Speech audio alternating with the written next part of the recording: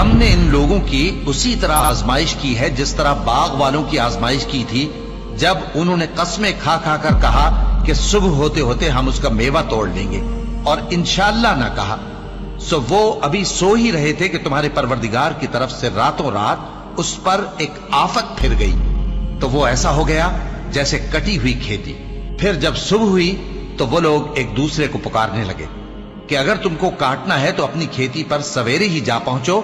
सो वो चल पड़े और आपस में चुपके चुपके कहते जाते थे कि आज वहां तुम्हारे पास कोई फकीर ना आने पाए, और कोशिश के साथ सवेरे ही जा पहुंचे, गोया पैदावार पर कादिर हैं।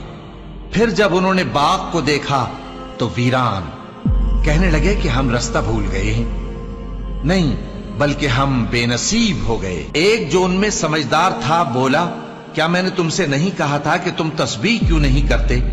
दूसरे कहने लगे कि हमारा परवरदिगार पाक है, बेशक हम ही कसूरवार थे।